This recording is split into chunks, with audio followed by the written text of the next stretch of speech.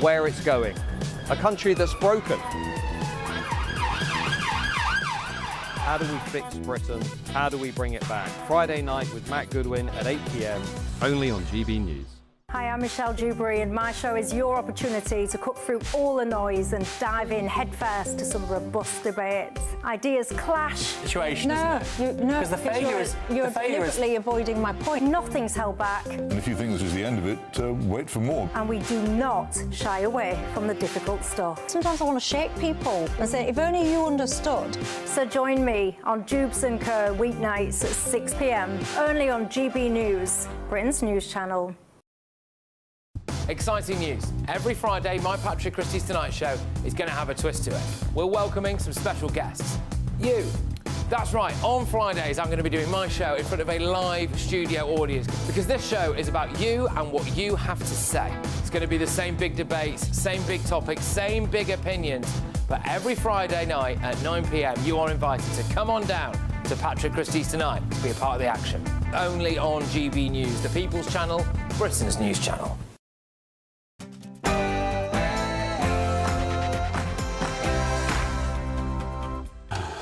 Well, good evening. Coming your way very shortly from Washington, D.C. is the one and only Ben Leo with The Late Show Live. But there's a lot more as well, because as you'll see, Tom Harwood is here with us in the studio.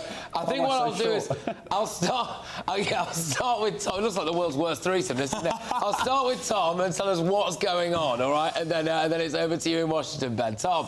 Yeah, this is an extraordinary night of high political drama in Wales. A seat that has been held by Labour for more than 100 years looks certain to fall from Labour's grasp tonight. But to who will it fall? It's either Reform UK or Plaid Cymru. The only poll in the constituency has put it within that much, just a gnat's crotchet of each other. Which one will it go to? Well, a night of high political drama awaits. Well, it's over to you in Washington, Ben.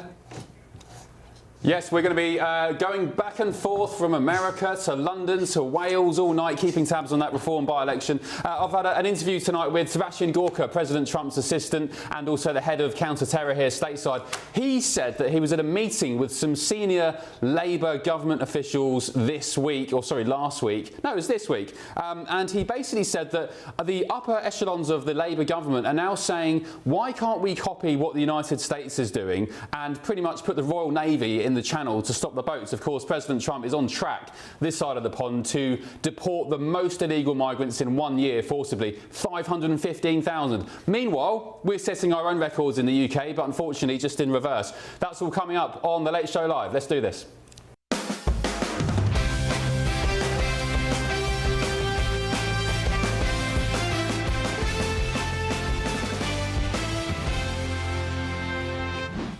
Good evening. Breaking on this special edition of The Late Show Live. How we perform, the percentage we get relative to the other parties is very, very important. Not just for us, it's important for all the other parties too. There's no question. Yeah, it's going to be a massive, massive evening. Caerphilly has been Labour for more than a century, but if Nigel Farage and Reform UK break through tonight, it could be the moment Britain realises Mr Farage is heading for Downing Street.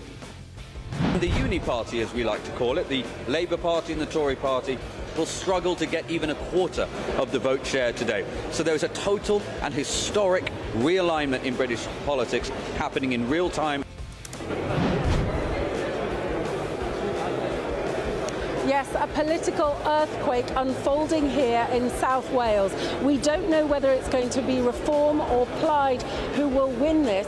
What we do know is that Labour are nowhere, and also the Conservatives, the two main parties, pretty much irrelevant here right now. Well, we're expecting the hours in the early morning, but of course we're going to be following every twist and turn of this election as those votes are counted. What will it mean for Wales, and what will it mean for the wider state of British politics? Could this be the moment Reform comes of age? In other extraordinary news, tonight it's been revealed that Prince Andrew's lease for Royal Lodge was redacted to hide the fact he paid absolutely no rent whatsoever. Lucky for some, eh? And of course, we're live in Washington, D.C., just yards from the White House, bringing you the stories America's talking about and that matter to Britain too, including this one. This has even shocked me. I was at a reception 2 days ago in DC where a very senior British, I won't give him away, member of the government said, To the President, Dr. Sebastian Gorka, joined me a little earlier today. He didn't hold back. Truth bombs on Britain and America's relationship, on Sir Keir Starmer's government, and of course on the migration crisis, and blowing those Venezuelan drug boats out of the Caribbean water. Stick around for that. And also, we'll be diving headfirst into the stories from tomorrow's newspapers and bringing you the backstage gossip behind this.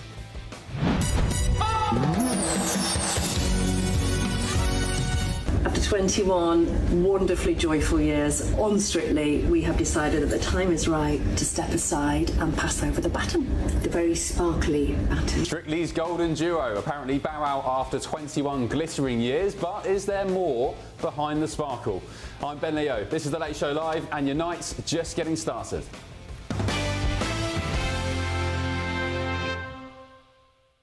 Hello, good evening. Right, let's get straight into it. Breaking tonight, Labour is staring down humiliation in Caerphilly in Wales, a seat they've held for decades. Their supposed heartland now slipping away. Polls have Labour collapsing to just 12%, Reform UK surging to 42% and Plaid close behind.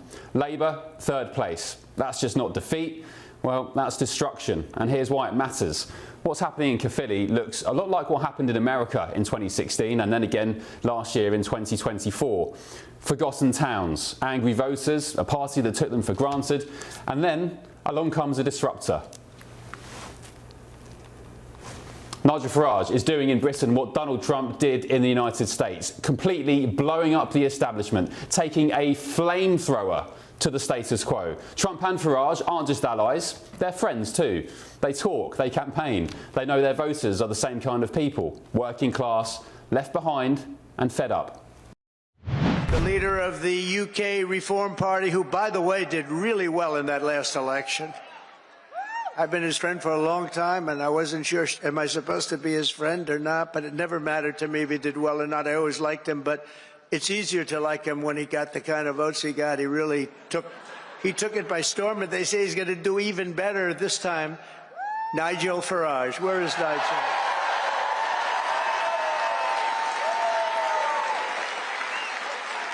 Thank you, Nigel. Thank you. What a great guy. And Caerphilly could be the British version of, say, Wisconsin or Pennsylvania. The place that tells you a red wall or a red valley can turn another colour very fast. Our aim is very simple. Our aim is to win. Our aim is to win a majority. And our aim as a party is to govern in Wales. Labour calls Farage dangerous. The media here call Trump a dictator. But what do they really fear? What are they bothered about? Is it that both men connect with the people that politicians have forgotten, maybe? Well, here's the blunt truth. If Reform UK takes Caerphilly, it's not just one seat, it's the start of something bigger. The same wave that put Trump back in the White House is now crashing into Wales. Trump in Washington, Farage in Caerphilly, different countries, same revolution. Well, let's get more with GB News political correspondent Catherine Forster, who is live on the ground in Wales. Catherine, it seems like this is between Reform and Plaid, no? Labour just a distant third. Yes, absolutely, Ben. Labour are pretty much nowhere. Quite extraordinary.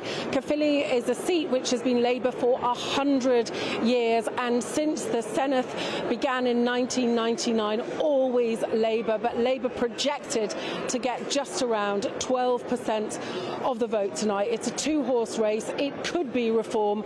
It probably will be, but don't count on it. It's looking very, very close indeed to me with Plaid Cymru. And I'm joined now by their candidate, Lindsay Whittle. Thank you very much for talking to us on GB News. You have fought for this seat for decades. I think since the 80s and always in the Senedd too. How do you feel about your chances tonight? Well, I'm very buoyant. It's been an exhilarating campaign. It's been exhausting, but I'm here and I'm here for the duration. And looking at the ballot papers as they're coming in, we're heartened. You have to wait until the final result is declared, but I have to tell you that we're very heartened. That's all I'm allowed to say, I believe, at this point.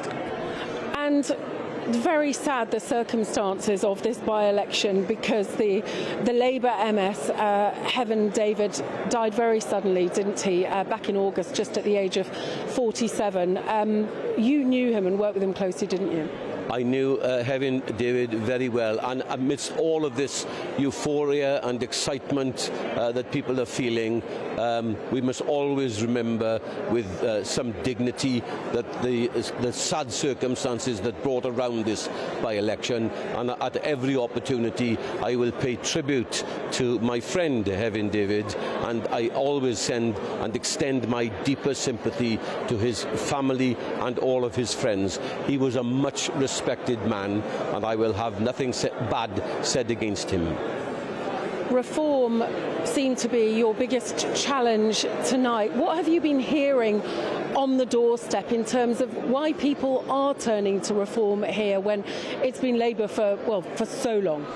Well, reform is something new for people, and I understand people's fears about illegal immigration. I think the whole country shares those fears, but we need to bring the debate down to a local level. The Senedd has no powers over immigration whatsoever. In fact, we would welcome, as a party, we would welcome powers over immigration into Wales. That's what we're all about. We want to see more powers for our country here in Cardiff. Westminster has clearly failed us, clearly.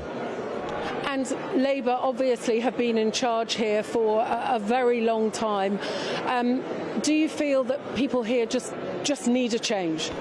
I think people are crying out for change, and I think tonight you will see that change, and it will be an exciting new era for Welsh politics, and I hope to be there at the forefront of that with Plaid Cymru and Llun ap Iorwerth as our next First Minister.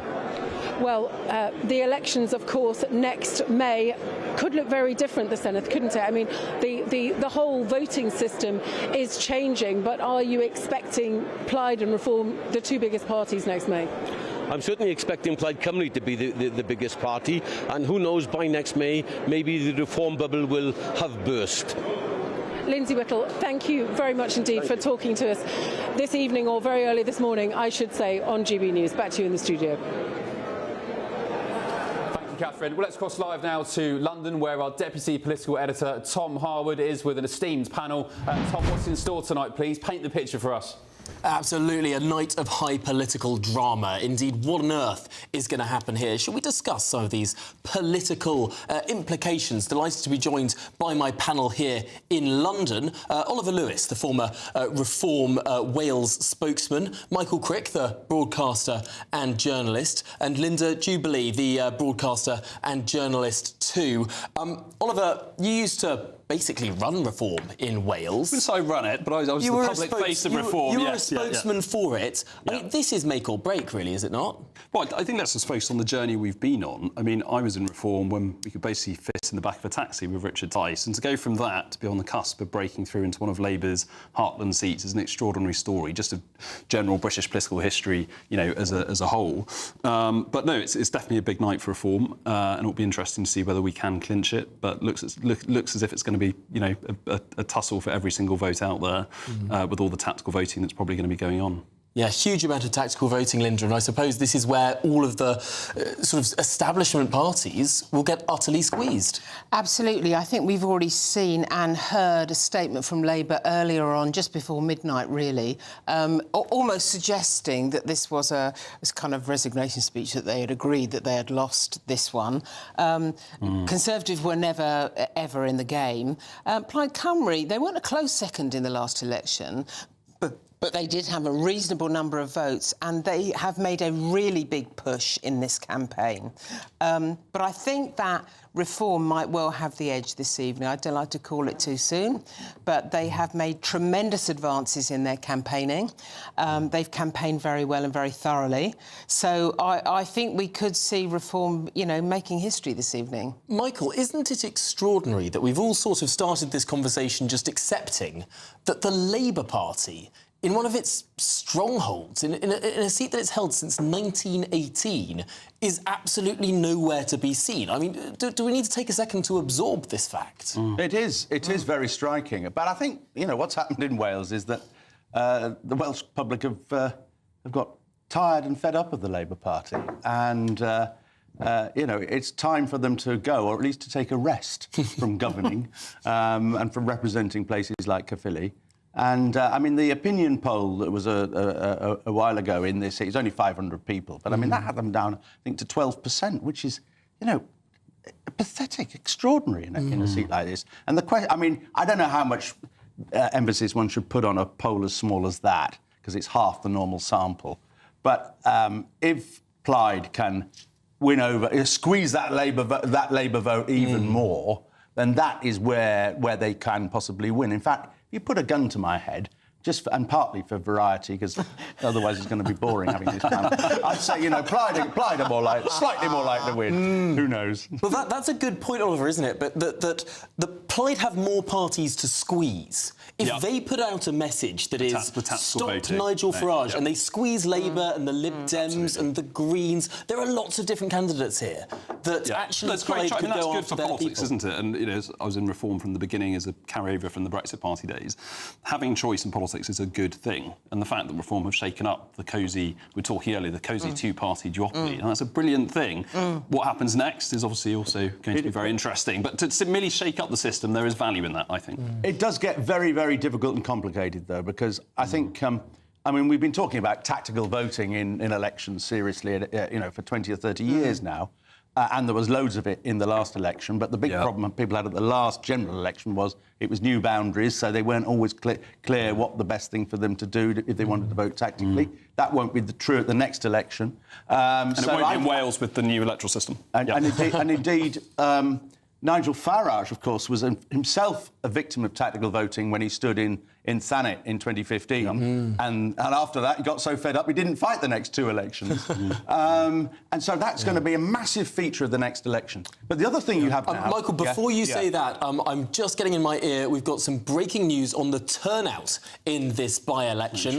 It's 50.3%. So more than half of the eligible voters, which, let's not forget, includes 16 and 17-year-olds in this by-election, more than half of the eligible voters have turned out, 50.3%. Linda, this is quite high for a Senedd by-election. Yeah, for a Senedd by-election in particular. What's interesting, though, is when you look at this, when you think about Reform and Plaid Cymru, you think about what the core points of their campaign. So with Plaid Cymru, they will never get away from the Welsh nationalism agenda. The language, absolutely nailed into their soul. And then you think about Reform, and Reform obviously is thumping the drum over immigration. If you go onto the streets of Caerphilly and you talk to ordinary people in Caerphilly, what really concerns them is the economy, the death of the high street, their town is down at heel. They feel left behind. They feel that it's run down, that they need someone who can make a difference. Now, the question is, which of those parties do they believe can make that difference? I think that's what will make the difference tonight. And it's, of course, a choice between two nationalist parties, interestingly enough. For a long time, UKIP, I think, struggled in the early days of UKIP, Farage's previous party, struggled in Scotland and Wales because they were up against an established nationalist party. And what's fascinating is now that there is room for two of them in both Scotland and Wales, and certainly in Wales, they're squeezing the two established parties down to, almost zero. Well, on that note, we now have our first solid fact of the evening, a turnout of 50.3%. We'll be getting more of this data throughout the course of the evening. Do stay tuned. But for now, let's hand back to Ben in Washington, D.C. Thank you, Tom. Yeah, fascinating breaking news there. The turnout suggests... I don't know what it suggests. Let's just wait and see. I'm not going to jinx anything, but it's going to be a fascinating evening all the way into the early hours, Tom, isn't it? Coming up next on The Late Show Live, a big show in store, including an interview with Sebastian Gorka. Just very quickly, happy birthday to our dear Bev Turner. I've been covering for her this week. She's gone off to Shenandoah National Park with her family, including her mum and dad, Joyce and Roger, who I know for a fact, because Bev's just sent the picture, are watching now. So hello to you, Bev. Hello, Joyce, Roger and the family. Glad you're tuned in. Right, still ahead on The Late Show Live. This is even shocked me. I was at a reception 2 days ago in DC where a very senior British, I won't give him away, member of the government said Yeah, you don't want to miss this. Find out what a senior British official from the Labour government told the Deputy Assistant to the President, Sebastian Gorka, about Britain's migration crisis. Also tonight, we'll be taking a closer look at this ongoing row. If it was a political stunt, it was a very stupid political stunt, and I personally take some insult to it. The West Bank is not going to be annexed by Israel. Yeah, it seems like the US isn't happy with the Knesset vote on annexing the West Bank. JD Vance was in Israel today. Lots said about it. President Trump even saying in a press conference today at the Oval Office, we are not going to allow Israel to annex the West Bank. More on that in just a tick on The Late Show Live.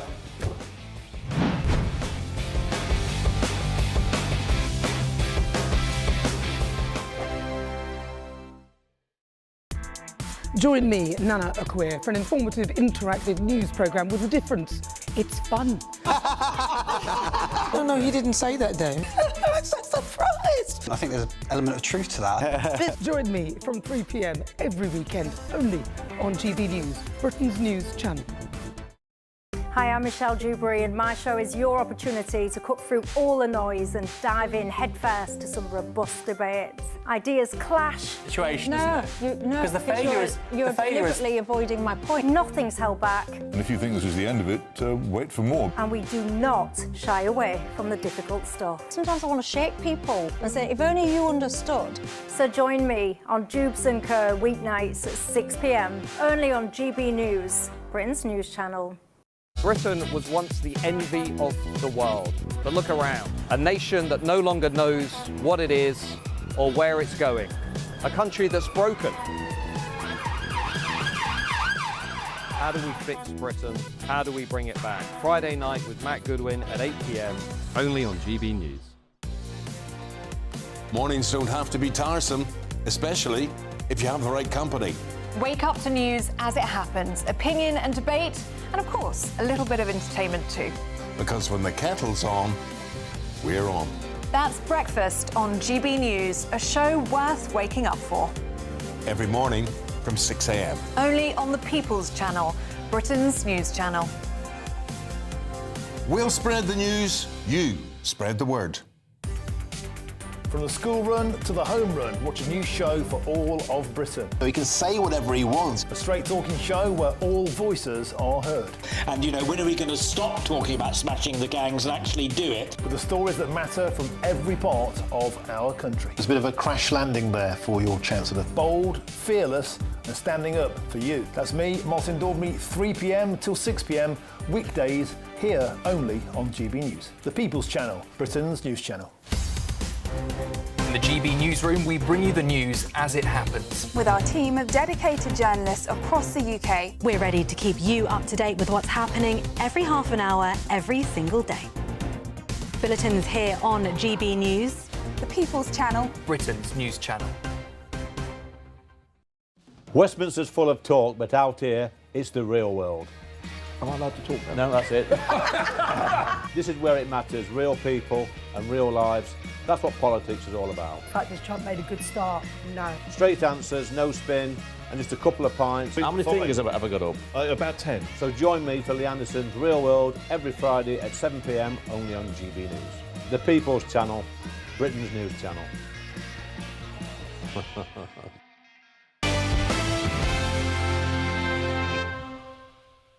Hello, welcome back to The Late Show Live. I'm Ben Leo. Now, my next guest doesn't pull punches, I can tell you that. Dr. Sebastian Gorka, he's the Deputy Assistant to President Trump and his counter-terror chief. Well, he joined me in the studio a little earlier this afternoon, and he dropped truth bombs on how this White House is, in his words, vaporising jihadis, sinking cartel boats and shutting down the border. And he also had some choice words for our very dear leader, Sir Keir Starmer's government, and for Britain's failure to deal with the small boats crisis. So, Sebastian Gorka, thank you for your company. Welcome to The Late Show Live. So much to talk about, although we have to be quite snappy. First of all, your administration, courtesy of you and your colleagues, you have vaporised nearly 400 jihadis in just 9 months, all around the world, ISIS leaders, Al-Qaeda leaders. Yeah. What are you doing differently compared to the Biden administration? It's very easy to answer. We're letting the world-class warfighters, intelligence community do their job. I spent the first 8 days of the administration administration, going around the intelligence community, our tier 1 units, and I was told the same thing by all of them. Please let us kill jihadis. Let us revert to the rules of engagement of the first Trump administration, because under this somnambulant Joe Biden and that clown of a national security advisor, Jake Sullivan, if a combatant commander in the Middle East, in Africa, saw a high-value target, a jihadi who'd killed Americans or was planning to kill Americans, he had to request up the chain all the way to the White House, to the national security advisor, and to Biden to sign off on whether we could engage, which is insanity. And of course, they never wanted to kill anyone. So day 8 of the administration, I walked into the Oval Office with the national security advisor, with a member of my counterterrorism team. We put a big map on the president's desk and said, leading ISIS member in a terrorist camp in Somalia. The Biden administration had been watching him for a year and a half. President looked up from the resolute desk and said, what do you mean we've been watching him? Kill him. He got out his iconic Sharpie pen, ticked the go box. 27 hours later, I was in the Situation Room watching on the live feeds as that individual was vaporized. He was number one. We, as you said, are up to 370 jihadis who have been turned into red mist because they're a threat to America. We are doing the job Americans want us to do. And you're not just doing the job killing jihadis, you're also targeting narco-terrorists, the Venezuelans particularly. The situation in the Caribbean and so on, the criticism is that there's no due process, maybe you should intercept these people, arrest them, put them through the courts. But President Trump was just speaking earlier at the White House, and Pete Hegseth, Secretary of War, saying, look, we are protecting Americans, we're doing a service for law enforcement here. Of course you go along with that. What is the argument for just blowing them out of the water as you guys have been doing? Well, very simply, they declared war on us. Under the Biden administration with open borders, over 110,000 Americans were being murdered every year by fentanyl, by illicit drugs being smuggled into this country by the cartels. President Trump said, okay, you're not going to do that on my watch. Under the incredible leadership of Stephen Miller, the Homeland Security Advisor, Secretary of War, love saying that, Secretary of War Pete Hegseth, and our incredible war fighters, as Rubio, the National Security Advisor, said, we've tried interdiction for 30 years. It doesn't work. They lose 2% of their profit margin. Yeah. They build it into the business plan. He says, now we're going to blow you up, which has a certain psychological effect on those who think they should get into a boat the day after. And what are they carrying? Is it fentanyl, cocaine? Or just you name it. Whatever they think can make them the most money, and whatever precursors they think can have the worst effect on the United States. So each of those boats, we're talking about tens of thousands of lives, are being saved each time. Talking of boats, Dr. Gorka, we're setting records in the UK. Well, in another way. The Labour government is anyway, not us at GB News. But we're unfortunately, the small boat arrivals, the illegal migrants are coming en masse. It's over 50,000 now for the year. Trump, meanwhile, your administration, you've pretty much eradicated illegal migration. In fact, you're setting records for the most amount of forcible deportations, 515,000 so far since January. More than 2 million in total who have voluntarily left, including that as well. What is different, and why can't we just do the same as the Trump administration? What's the difference between the United States and the UK? Can I just pull out what you just said? Yes. This has even shocked me, because Stephen Miller, Tom Homan, Governor Noem, our Secretary of Homeland Security, they're doing an incredible job. But we have over 1 million who've self-deported because they're afraid of Tom Homan, they're afraid of Governor Noem, they're afraid of Stephen Miller. That's when you realize it's working. And let me just, I was at a reception 2 days ago in DC where a very senior British, I won't give him away, member of the government said, yeah, we need to do what you're doing. We need British snipers who are deflating those ribs, those rafts, and not letting them leave the French shore, because we need to protect British sovereignty. And I was like stunned. Hang on, a member of the Labour government said this? I won't say a member of the government. Staff. I'll say somebody who works for the Labour government in a very senior position. He said, I've had it, why can't we do what you're doing? Let me be clear, Make America Great and America First is about sovereignty. You cannot be a nation unless you have borders. We want every country that is a friend, that is an ally, that is a partner, to be sovereign as well. Look at the cartels.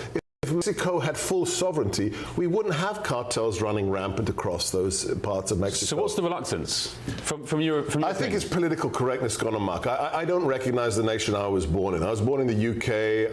I grew up under the premiership of Maggie Thatcher. That would never have happened under Maggie's tenure. I think it's you can't do that, it's mean, and just an unwillingness to stand up for sovereignty. That's the issue. Are they not betraying British people, though, because they are prioritising the international order, the international law, the international courts and so on, and yet the communities in Great Britain are being ravaged by strange men from far away lands? I'm not going to tell the British government what to do, but I will say that it is a matter of historic fact. The greatest expression of the people's mandate since the Magna Carta was the Brexit vote. 17.4 million, yeah. 17.4. Biggest ever. And what was that about? National sovereignty. Well, let's see that respect for the mandate of the people in every nation of the Western world. Whether it's the UK, whether it's the US, you cannot have a country unless you have borders and you have actual sovereignty. It's not a political statement, it's a matter of fact. Like when the president says, you don't let men into girls' changing rooms, that's not a political statement. Yeah. That's a factual one. Dr. Gore, do you think we'll get there? Do you think we're a few years behind the United States? Do you think we'll use what's going on here as a platform for better times? The president is close to Nigel Farage. I think Brexit, you don't have MAGA without Brexit. I think all of these things are intertwined.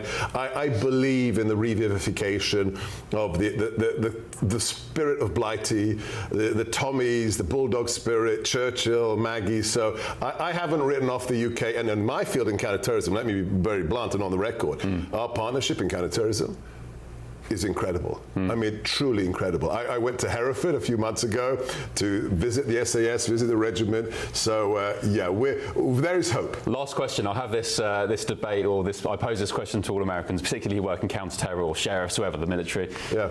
Who is the more supreme specialist force, the SAS or SEAL team?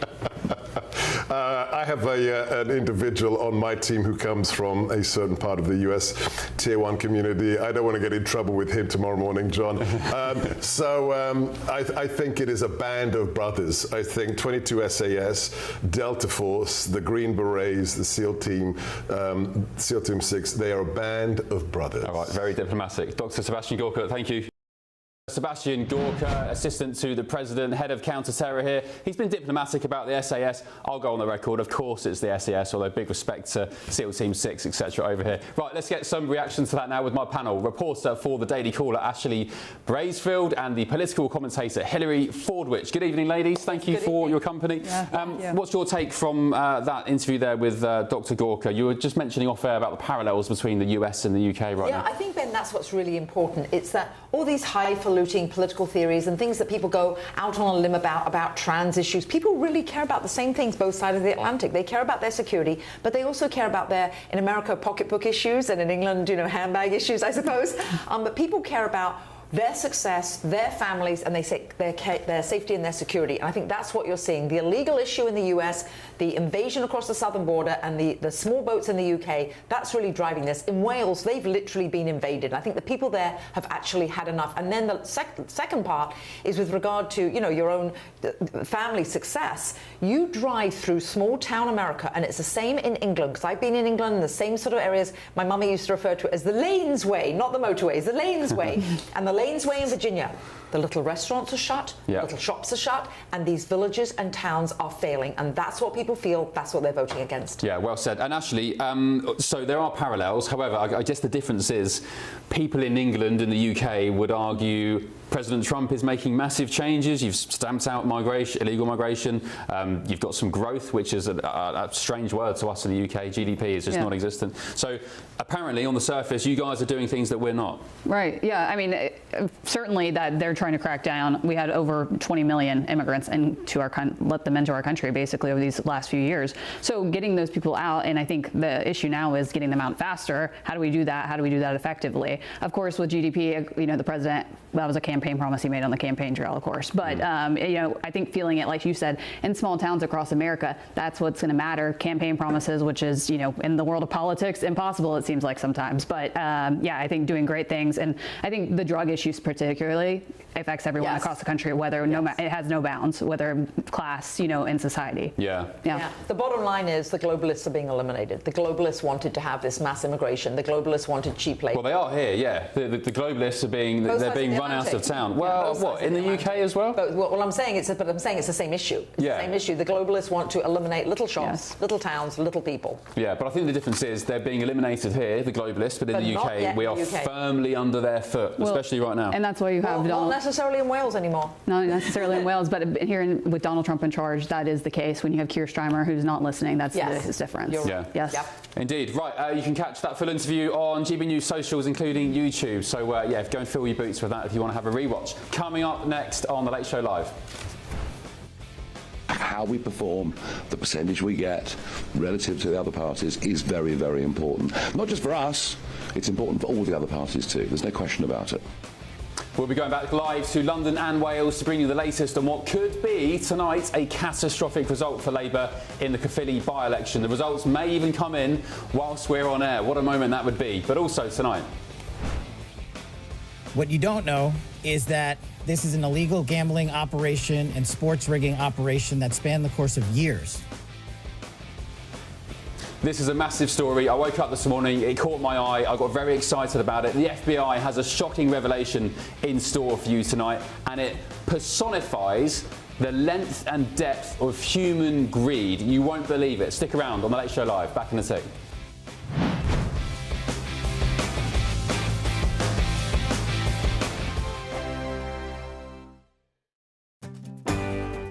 I'm Michael Portillo. This is GB News, the People's Channel, Britain's news channel. Westminster, the ultimate clique. And you're fighting like rats in a sack. But here on the Camilla Tominey Show, we ask the questions the establishment media is too scared to ask. OK, let me ask you a straight question, because I know you're a straight-talking politician. Whether it's net zero, illegal immigration or law and order, nothing is off limits. You had the power then. Yeah, as I and say, now you've lost it. That's the Camilla Tominey Show, a politics show that's fearless. But no, let me finish my question if you don't mind, because it is my show. Sundays at 9:30, only on GB News, the People's Channel, Britain's news channel. No matter the state it's in, this is our nation. Join me, Jacob Rees-Mogg, for a genuine, honest discussion on where we have been, where we are going, and where we are with the people who set the direction. Tune in to State of the Nation every Monday to Thursday, 8 to 9 o'clock.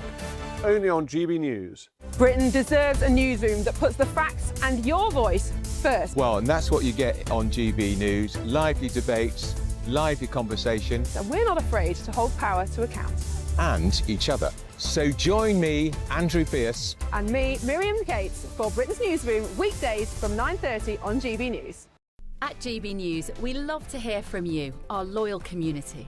So drop us a line at gbnews.com/yoursay. There you can talk to each other and also to the presenters live on air. gbnews.com/yoursay, because GB News is your channel, Britain's news channel. Westminster's full of talk, but out here, it's the real world. Am I allowed to talk now? No, that's it. This is where it matters, real people and real lives. That's what politics is all about. In fact, has Trump made a good start? No. Straight answers, no spin, and just a couple of pints. How many fingers have I got up? About 10. So join me for Lee Anderson's Real World every Friday at 7 p.m, only on GB News. The People's Channel, Britain's news channel. From the school run to the home run, watch a new show for all of Britain. He can say whatever he wants. A straight-talking show where all voices are heard. And, you know, when are we going to stop talking about smashing the gangs and actually do it? With the stories that matter from every part of our country. There's a bit of a crash landing there for your Chancellor. Bold, fearless and standing up for you. That's me, Martin Daubney, 3 p.m. till 6 p.m, weekdays, here only on GB News. The People's Channel, Britain's news channel. I'm Stephen Dixon, and thanks for joining us on GB News, Britain's news channel.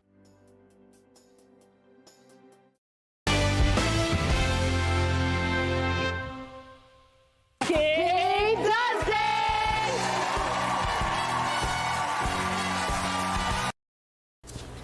Hello, welcome back to The Late Show Live with me, Ben Leo. Tonight, it's strictly a bombshell. Tess Daly and Claudia Winkleman waltzing off the dance floor for good. After 21 years, the BBC's golden duo are about to do their last quick step. But the tabloids are asking if there's more behind the glitter than meets the eye. Are you bothered? I must say I'm not bothered, although I know Strictly is a very popular show. Hillary, are you a Strictly fan? I really don't care. No, Sorry. okay, me too. To be honest.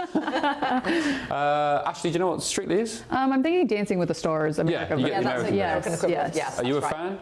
You know, I'm not a nightly watcher of Dancing with the Stars. I know a lot of my girls my age are, though. Yeah. Yes. All right, well, none of us care, which is good. The Metro dubs the Strictly story quittable, with the paper speculating, sorry, it's The Guardian. Oh, it's just The Guardian. Yeah, let's move on to The Guardian. In other news, The Guardian's reporting that Rachel Reeves may break one of Labour's key manifesto pledges, proper story, and raise income tax in next month's budget. Of course, after spending the last 15 months saying they do the exact opposite. Their promises would be broken. I'll have to say, if this goes ahead, it's surely the beginning of the end of Labour, surely.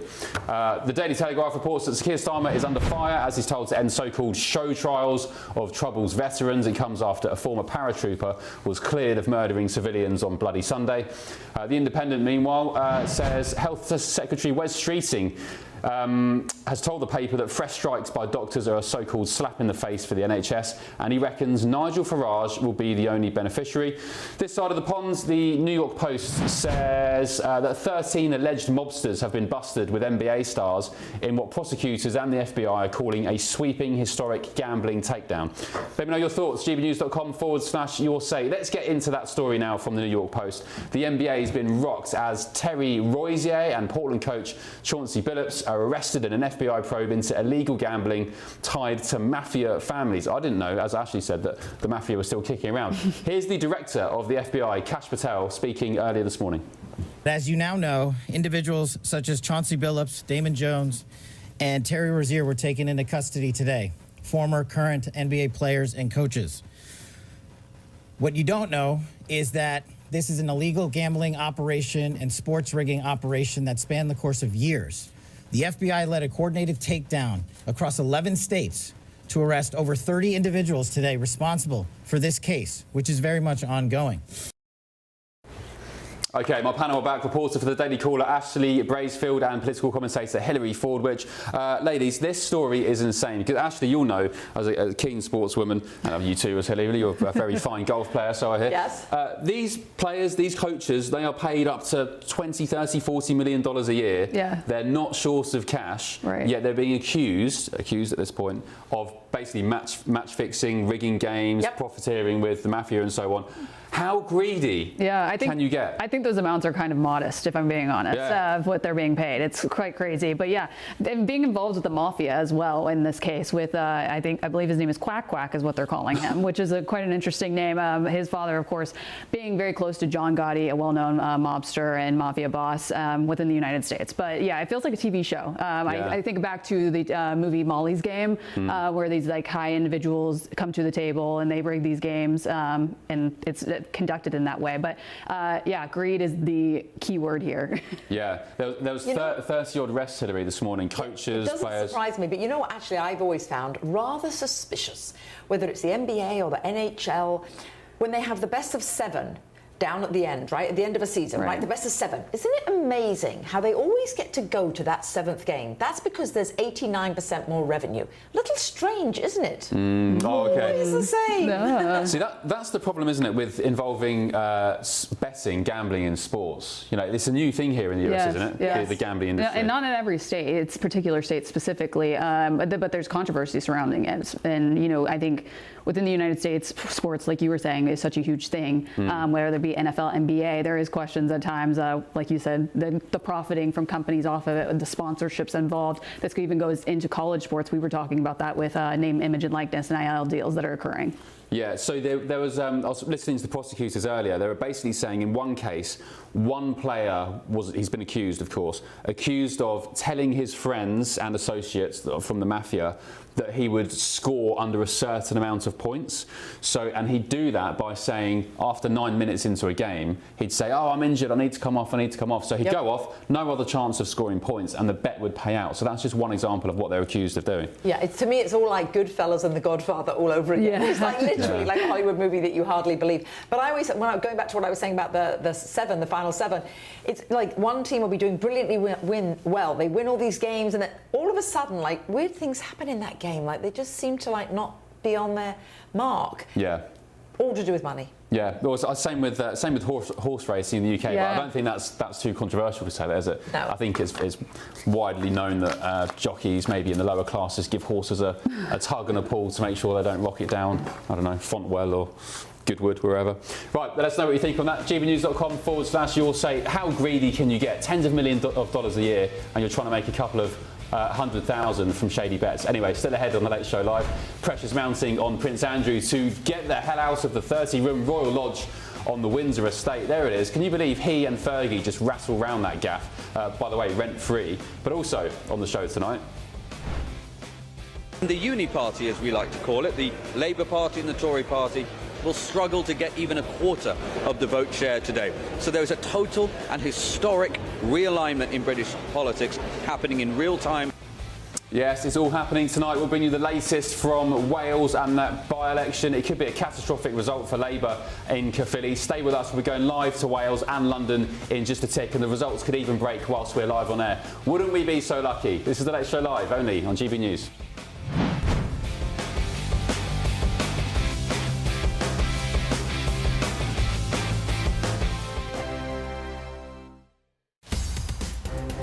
GB Newsroom, we bring you the news as it happens. With our team of dedicated journalists across the UK, we're ready to keep you up to date with what's happening every half an hour, every single day.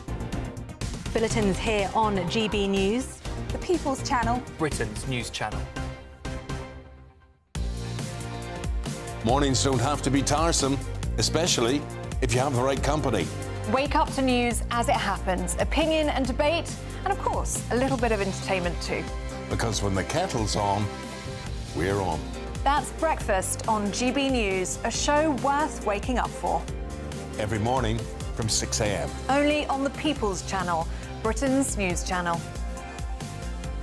We'll spread the news, you spread the word. Westminster's full of talk, but out here, it's the real world. Am I allowed to talk now? No, that's it. This is where it matters, real people and real lives. That's what politics is all about. The fact that Trump made a good start, no. Straight answers, no spin, and just a couple of pints. How many fingers have I got up? About 10. So join me for Lee Anderson's Real World every Friday at 7 p.m, only on GB News. The People's Channel, Britain's news channel. At GB News, we love to hear from you, our loyal community. So drop us a line at gbnews.com/your say. There you can talk to each other and also to the presenters live on air.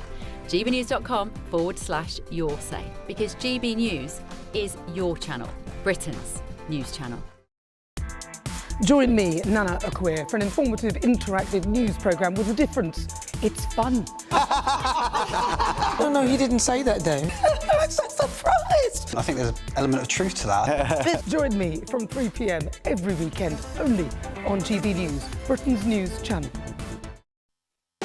You want to know what's really going on in the corridors of power? Labour don't know what to do with you half the time, and that makes you quite lethal in the chamber. Get behind the headlines with Chopper's Political Podcast. Join me, Christopher Hope, as I sit down with the great and the good of British politics. We'll see where this ruling takes us. These are the stories shaping our nation. Chopper's Political Podcast, available now on all platforms. Listen in and stay ahead.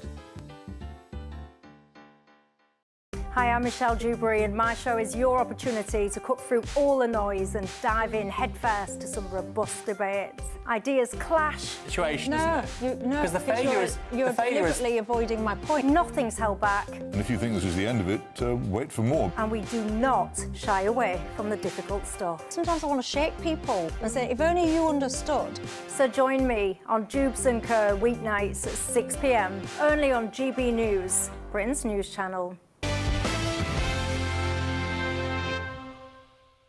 Our aim It's very simple. Our aim is to win. Our aim is to win a majority, and our aim as a party is to govern in Wales. And we could be just moments away from finding out who indeed wins that key by-election in Caerphilly. Let's go live now to Wales, where GB News political correspondent Catherine Forster is. Catherine, what's the latest? Any indication of who will be first past the post? No, it's looking very, very tight indeed. What we do know is that Labour's rule here is over. Caerphilly couldn't have been a more solidly Labour town. For 100 years, they've sent Labour MPs to Westminster, and ever since the Senedd was formed back in 1999, Labour MSs to the Senedd. That is not going to happen tonight. Labour have pretty much conceded defeat. I haven't spoken to a single person that thinks they're going to come any more than a very distant third. So it's a two-horse race between Reform and Plaid Cymru. Now, a Survation poll suggested that Reform would probably edge it. They were saying they were on 42%, Plaid on 38%. I have to say here, it looks like it's going to be very, very tight. Plaid are seeming more and more optimistic. Their candidate, a chap called Lindsay Whittle, has been trying to win this seat for the Senedd since 1999, every election, and also to get elected to Westminster every election since 1983. We simply don't know which way it's going to go.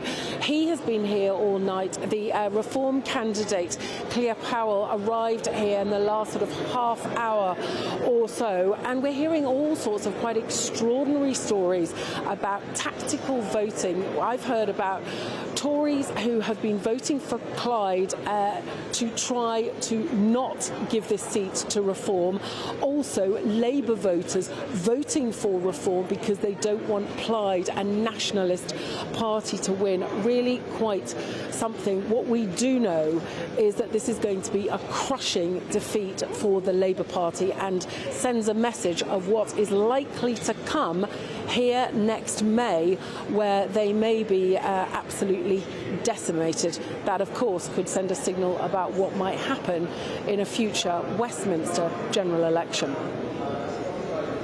Yeah, Catherine, thank you so much. Who would have guessed, the way Labour have been going, that people aren't very keen on their policies or indeed them. Let's go live to London. Tom Harwood is on standby with his esteemed panel. Tom, take it over. Certainly am, Ben. Thanks very much. Joining me in the studio is the former Reform Wales spokesman, Oliver Lewis, and broadcasters and journalists Michael Crick and Linda Jubilee.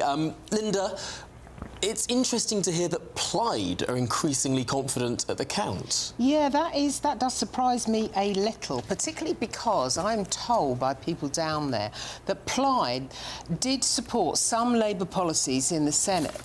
And they were policies that became very unpopular. Now, it stands to reason that if Labour is going to lose this, and it looks like they are, well they will, and that they have become very unpopular with the voting public, if the public think that Plaid colluded with them to get some unpopular policies through, why is there reason for confidence there by Plaid? I don't understand that, really. I mean, Oliver, could this be a sort of coalition of all of these different other parties, I mean, ganging up against Reform UK? Because it's so obvious in the minds of the voters that it was either Plaid or Reform.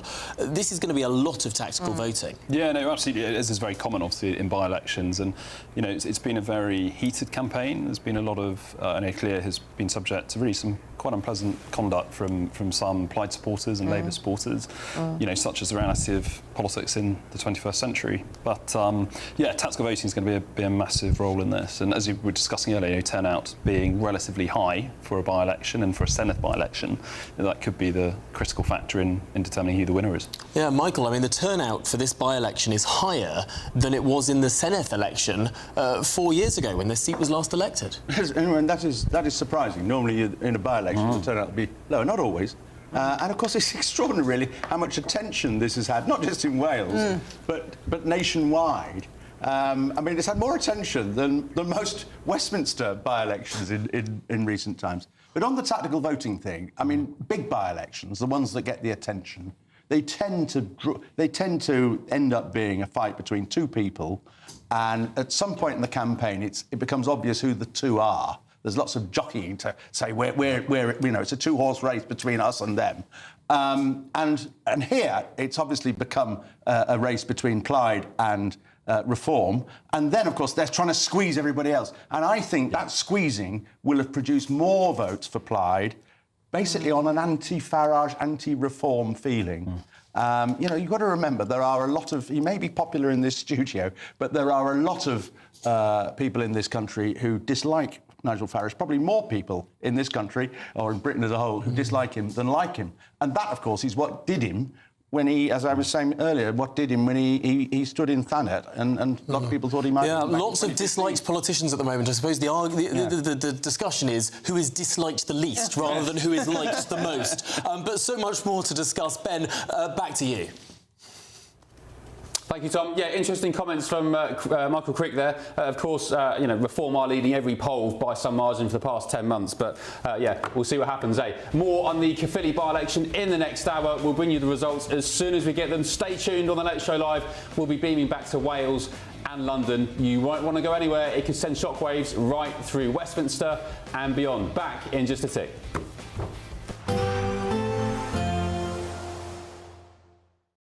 Today, clouds overhead, total zen within. Boxed Solar sponsors the weather on GB News. Hello and welcome to the latest update from the Met Office for GB News. Some bright spells around today, but also plenty of blustery showers and even some longer spells of rain, all accompanied by a cold wind coming from the north. And that wind particularly strong towards the northeast of the UK as low pressure pulls away, but continues to extend a band of wet weather into eastern Scotland and the northeast of England. And we'll see coastal gales around exposed northeastern parts, but elsewhere it's just a blustery day with further showers, some heavy downpours for the southwest in particular, even the odd rumble of thunder. Away from the showers, some sunshine. However, it is going to feel cold in the wind with temperatures a few degrees down compared with average for the time of year. Now, the rain across northeast Scotland pushes into southern parts during the evening and northern England later on, with further showers following for the north and northwest of Scotland. Northern Ireland seeing plenty of showers, but also some bright spells in between. 11 degrees at 6 p.m. And for much of England and Wales, we keep the showers going well into the evening, but there will be some clear spells, particularly through the Midlands, East Anglia and the southeast. Here's that band of rain sinking south into the Midlands during the evening and then East Anglia by midnight, but eventually it pulls away into the North Sea, and that means that for many of us, we'll see clear spells overnight. Enough of a breeze to prevent a widespread frost, but it will be a chilly start in places on Saturday with temperatures dipping to the mid-single figures, even some places seeing the low single figures. So, yeah, pretty fresh out there first thing this weekend, but plenty of bright weather. It will still feel cold in the wind coming from the north, and that wind will bring some wintry showers to northern Scotland, snow falling over the hills of northern Scotland, but no disruption likely from that. Rain showers elsewhere, but plenty of sunny spells in between the downpours, particularly in central eastern parts, continuing though to feel very cold. Today, clouds overhead, total zen within. Boxed Solar sponsors the weather on GB News.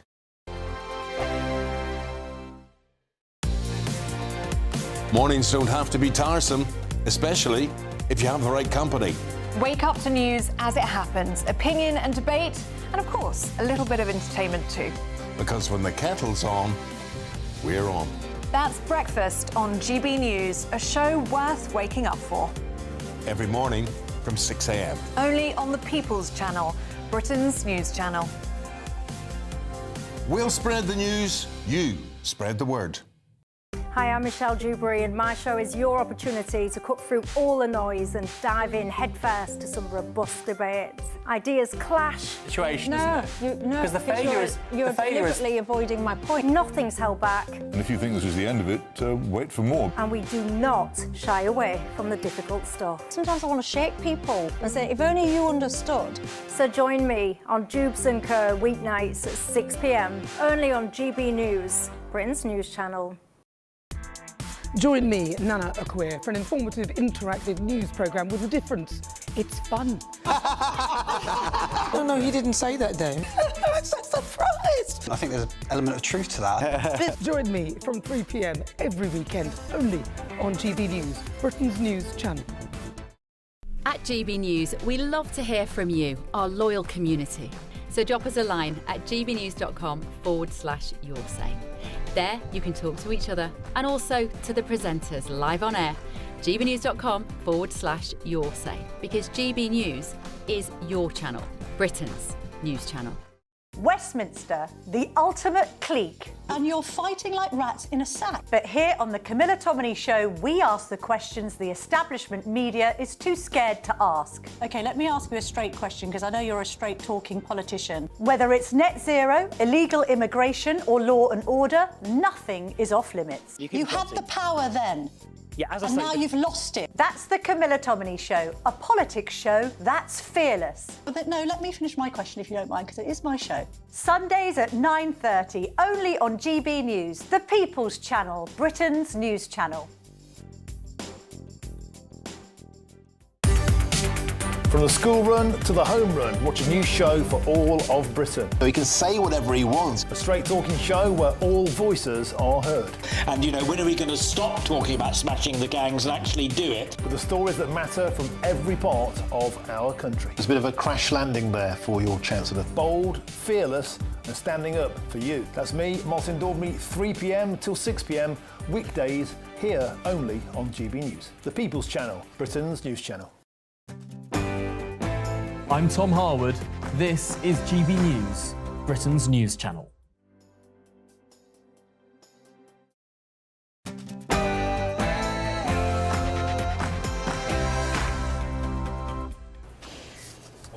Tonight on The Late Show Live, the big result from the by-election in Caerphilly. Who will triumph? Plaid, Labour or maybe even Reform?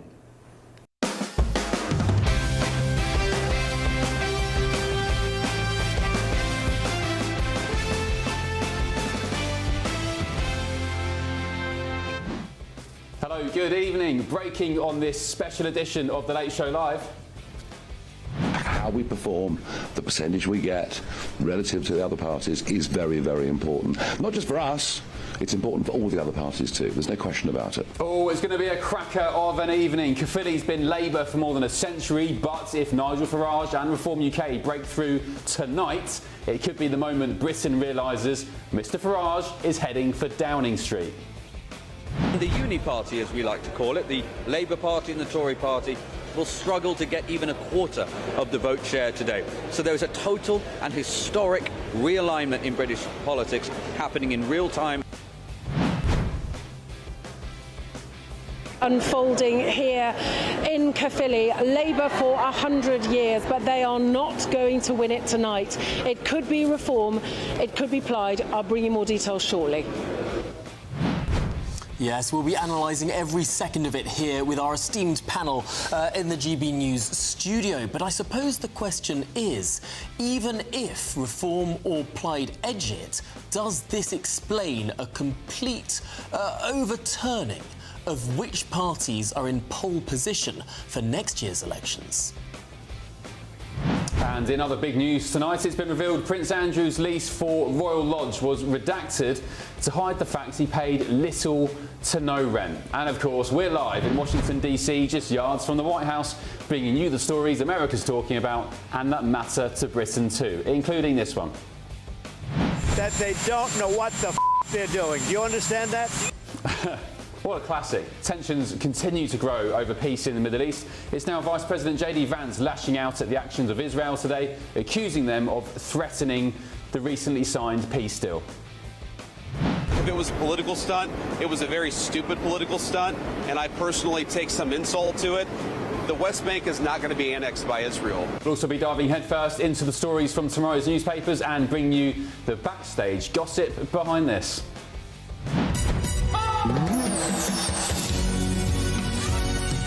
After 21 wonderfully joyful years. On Strictly, we have decided that the time is right to step aside and pass over the baton, the very sparkly baton. Are you as excited as I am? Strictly's golden duo bow out after 21 glittering years, but is there more behind the sparkle? I'm Ben Leo, this is The Late Show Live, and welcome to the second hour where the stories get hotter, the pace gets a little bit faster, and the brakes, hurrah, have been dropped. Don't go anywhere.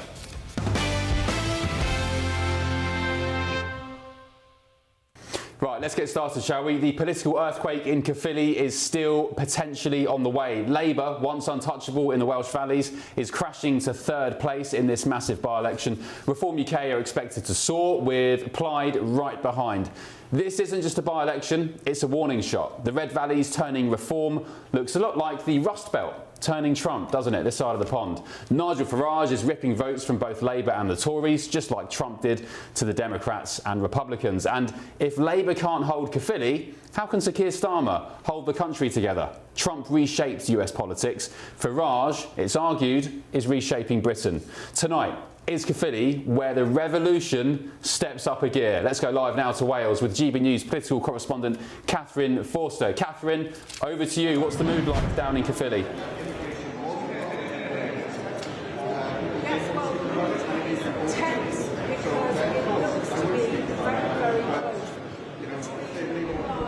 And Reform, we know that despite the fact that Labour have held this seat for 100 years, despite the fact that they have had it since the Senedd was formed back in 1999, no one, not a single person that I have spoken to here tonight, thinks that Labour have any chance of holding on to this seat. Now, the polling that we've had from Survation before the polls closed suggested that Reform might edge it on about 42%, Plaid on about 38%.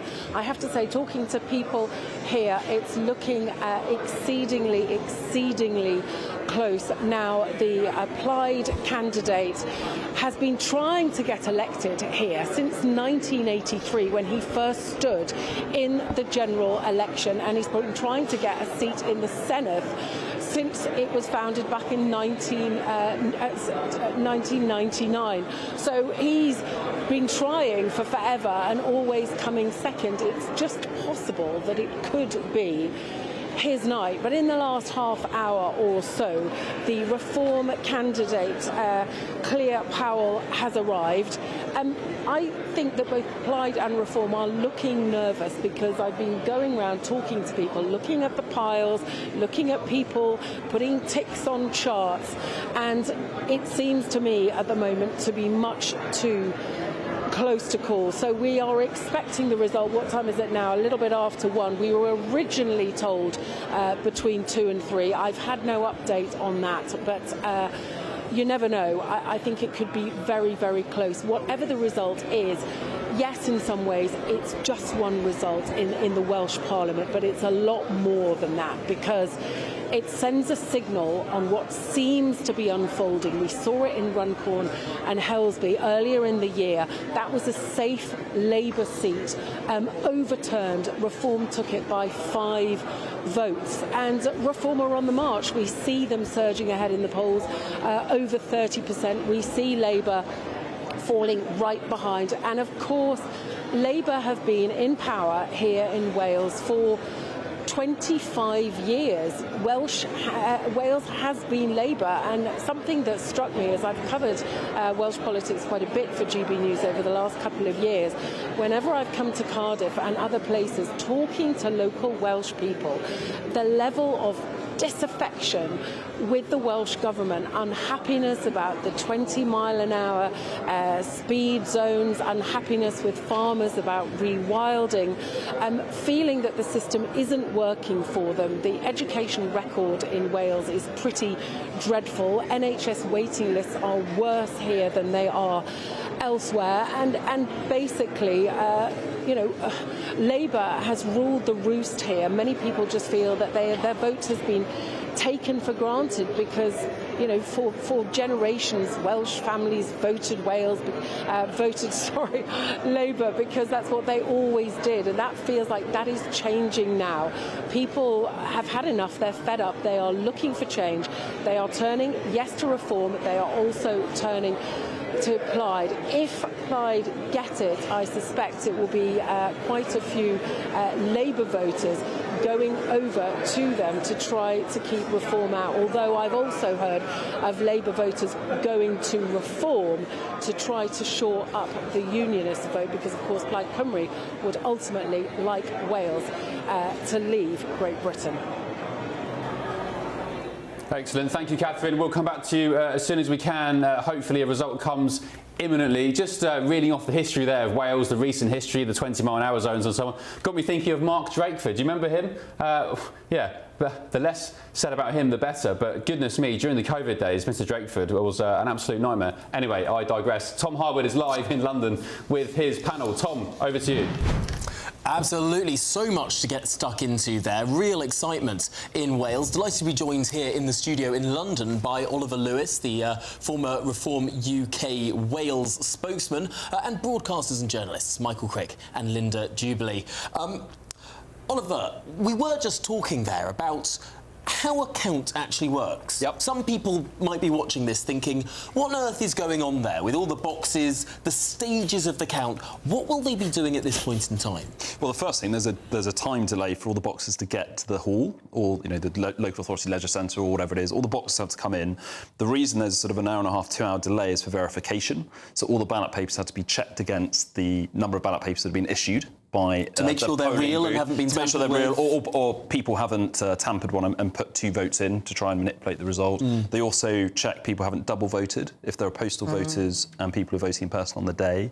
So all of that. So that's why there's such a time lag. So it doesn't really, the actual counting doesn't really begin until midnight. If you're lucky. I mean, Sunderland obviously have are there in half an hour. General elections famously they have teams of sort of students who pass boxes down a line and all the rest of it. And then the next stage is they start counting. So the boxes are the piled ballots, once they're verified, are then counted, and they're normally done by by polling district.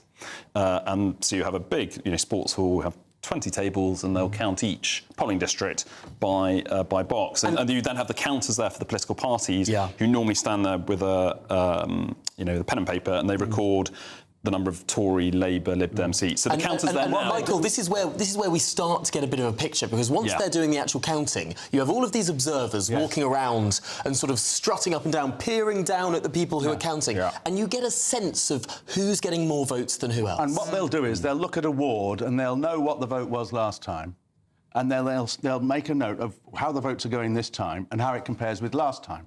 So then they'll get an idea of how much the vote has swung one way or another compared with last time. But this is why we sort of have a bit of a picture, even though we don't have the result. And you journalists, get a feeling. Journalists like me, normally they let journalists into the counting area, but not always.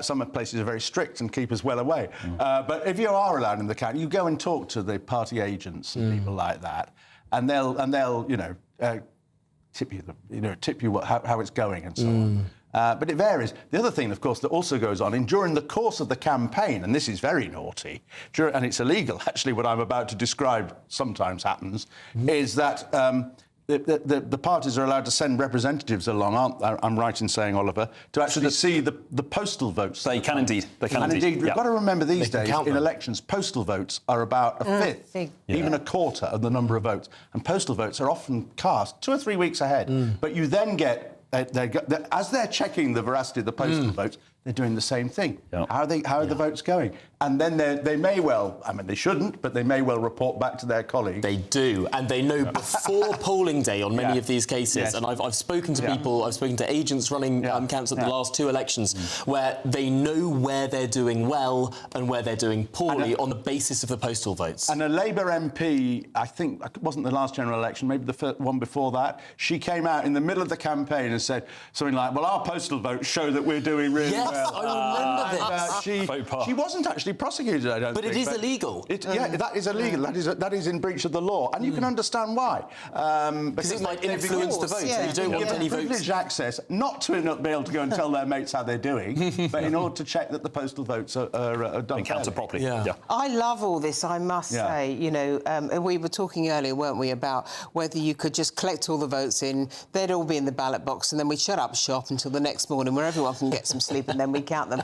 Absolutely disagree with that. I think it's... I love going to the count. Yes. I absolutely love it. In fact, I start early and I knock up, which is a horrible phrase, but I go round calling out the vote, because I think it's my duty, my civic duty, my political duty, and then I go along to the count. I've been to several counts. I've been a reporter at the count. I've been a political activity at counts, and I think it's such an important part of democracy to physically be there, to feel the mood of the room, and amazing feel the temperature. The atmosphere is and there's something fantastic. there's something magical about it happening overnight as well. Well, shouldn't be public money on what you regard as magic. I mean, and I say this, but obviously you have to pay the counters. But it's much cheaper if you employ counters during the day, because they don't pay night. You don't have to pay them night rates or overtime rates. And actually, a lot of councils would prefer it to have counts during the day. And this is quite a tussle going on here between, you know, the saving of public expenditure, which surely we all believe in particularly right now. But it's a drop in the ocean. Well, it may be, but lots of drops in the ocean contribute, as Reform councillors are finding around the country right now, are struggling to find even drops in the ocean. So here is one. We've done some process. Shall we get to some politics now? Because it does seem that there is... We've been describing this process of how people sort of get a sense of what's going on in that room. They can look over at those ballots that are being counted and put out flat on those desks, and the agents and people working for the different political parties can get a bit of a feeling. It's not an accurate feeling always, but it does seem to be, from what Catherine has been saying, from what reports have been so far of what people have been looking at, they're seeing a hell of a lot of votes for Plaid Cymru. And don't forget, they have all this historic data, and under the old duopoly, Labour Conservative, the main parties would have an idea about which wards are guaranteed, where you're going to stack up, you know, a safe ward, a safe polling district. So often, obviously, a result comes down to the polling districts where it's marginal, and obviously that's where you have the biggest get out the vote campaign, because a very small number of voters are disproportionately influential under first past the post in those areas. And the other reason they go, the party agents and so on go round observing the ballot boxes from each ward is they want to know how effective their campaigns were in those wards. And it's not so they can go and tell their mates early the likely result. It's actually for long term. That's where they have a proper organisation. Let's be honest about it. In most seats, most parties have a rubbish organisation, and there's a lot less election campaigning going on than everybody would like to maintain, including us journalists. If you think about it, although we think that Reform are going to do well here, I think they were actually statistically 8,000 votes behind Reform. So Reform got about 400 last time. Plaid Cymru got about 8,000. Now, assuming, you know, there is not a huge swing towards Plaid Cymru, but a fairly medium-sized one, they've got to be neck and neck, those two. It's got to be tight. I suppose that's a really good point. I think they will be. One of the difficulties about this is I think a lot of people have been looking at this with the sort of the Farage factor. I mean, he can walk down the street. He's been there a lot. I mean, people stop him in the street, cars toot their horns and all the rest of it. We've started this conversation sort of thinking Reform has won. Obviously, Reform could do very, very well. Reform could get a bigger swing than Plaid gets and still not quite win it. Not do enough, because they've got further to go. But Jake Berry has said this week that if Reform, even if they come a close second, that would still be regarded in Reform as a win. Well, that you could interpret as a slight worry they're not going to win. Well, of course, remember how close it was in Runcorn, 6 votes. And I think actually, if Plaid were to win this seat tonight, that would be a slightly bigger story than if Reform were to be, because Reform have been expected to win this seat for several days now, Plaid have not. Although, of course, that's on the basis of very little data. And so Yes, I know. what I think we need to do in every conversation here is just add a massive health warning to what we're talking about. The one thing we do know is Labour has lost.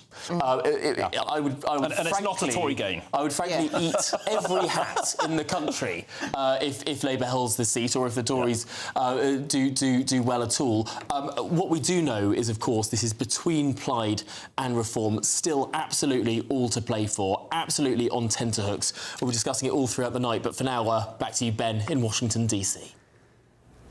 Thank you, Tom. Fascinating discussion. I really can't wait to see how this night develops. You'll be live, of course, on GB News with your panel until the early hours, even through breakfast, I believe. So I hope you got yourselves some coffee. Right, still ahead on The Late Show Live.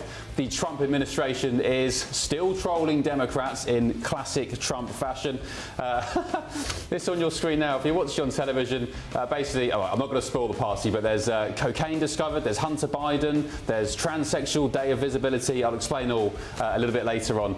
Also tonight, pressures mounting on Prince Andrew to get the hell out of the 30-room Royal Lodge on the Windsor estate. If you watch it on telly now, there it is. It's a massive mansion. It's not just some modest, cottage in the trees. It's a massive mansion that he rattles around with Fergie. I'll be speaking to the woman who broke the emails of Fergie and Prince Andrew to Jeffrey Epstein, Daphne Barak, superstar international journalist. She has been the absolute driving force behind this, and we have her tonight on The Late Show Live. She's next. Don't go anywhere.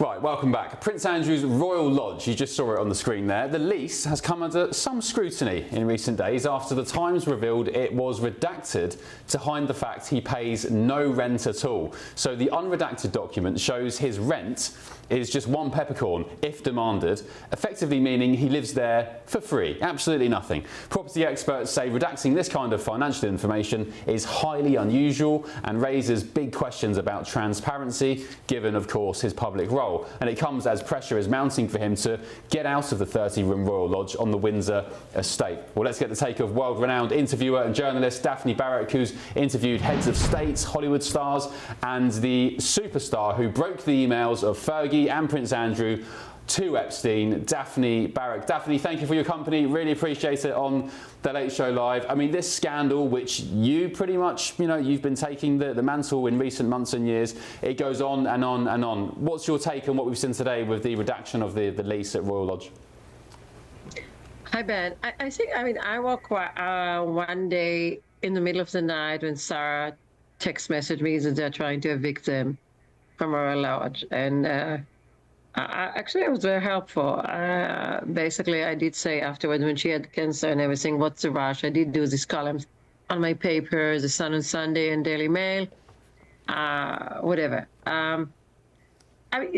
If you look at the numbers, actually, to be fair to Andrew, he did pay £8 million ahead. So you can look at it, okay, he doesn't own the rent, whatever.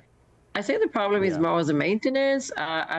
I'm not Prince Andrew. I own 2 homes in California, very expensive homes, but I'm not there. I'm 4 bedrooms home. I'm not at 100 acres. I know how much the maintenance and the water bills and the electricity and the housekeeper and the pool guys and the gardeners, and let alone the tax, which he doesn't pay. But it's also maintenance, because this kind of, my homes are 40 years old. This is a very old home. And part of his contract is to maintain this place. He cannot not maintain. And I know at one point the public was misled that he maintained the roof. He did not. Sarah told me that, no, it was somebody construction next door, and they never maintained the roof. And so basically, you cannot live in this house, which is actually a royal public property, and let it fall down. And that's the big problem. So I don't know, it's about the reduction. Is the king trying to kick him out, how does he maintain it? What? Is the king trying to kick him out? Do we know that for a fact? King Charles doesn't want him or Fergie in Royal Lodge? Well, I got a text message from Sarah one day that he was trying to kick them out. So I guess what it is. But to be precise, Prince Andrew has a very ironclad lease. So unless he doesn't pay his rent, which we understand by now, but right now I understand it's calculated different.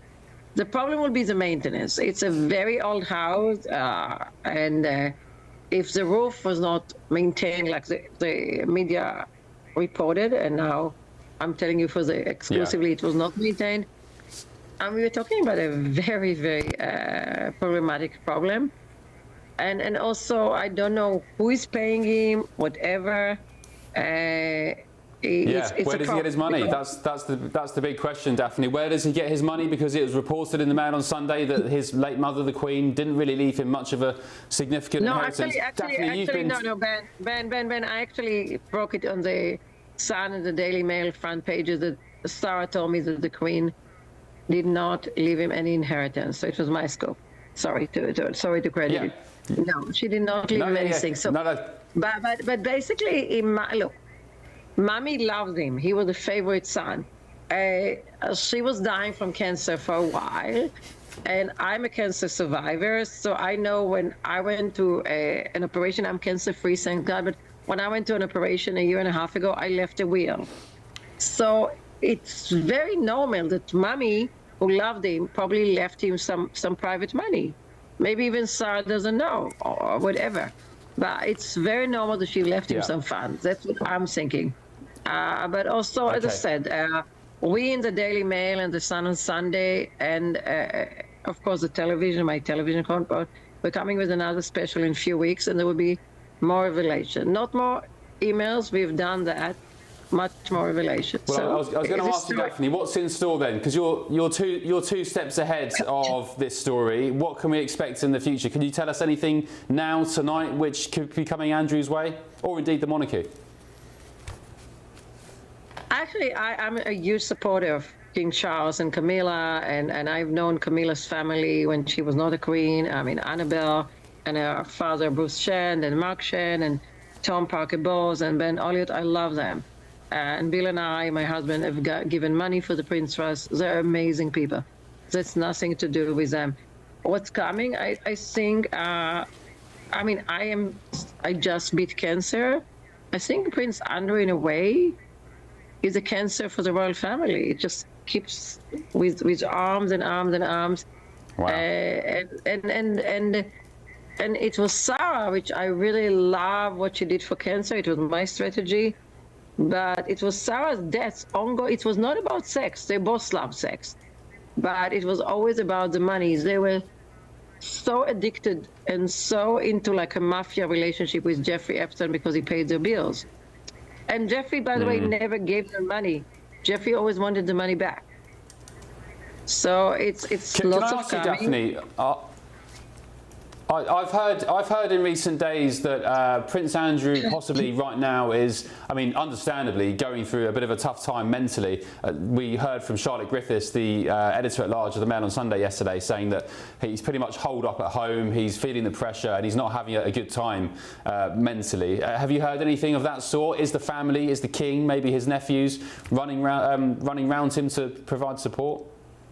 You just hit the nail, Ben. You're very smart. That's when I wrote this columns in the Daily Mail and the Sun of Sunday on pages. Please don't rush them out. I cannot repeat what Sarah told me and my husband Bill in many dinners or lunches, but I was scared. I studied psychology. I was very scared for his mental health. We don't look, whatever he did bad, we don't want to push him too much. And what I understood from her, that he has been facing such a mental big catastrophe that she had to be there for meetings with the palace and everything. He doesn't know what he was doing, and as much he's done horrible things. I would never push somebody to places I don't want to. And that's why I wrote these columns at the time, 2 years ago, like, what's the rush to push them out of Royal Lodge? But right now it's different because at that point, Sarah lied to me that she cut any connection with Epstein, and he lied to the nation. She lied to the nation as well. He lied to the nation. He did. I unearthed this email that he did. They did lie to us, and the connection is so tight. And I'm not even sure. The king at the time offered him Frogmore. Frogmore is a beautiful place. You and I would not mind to live there, right? Harry and Meghan were there, of course.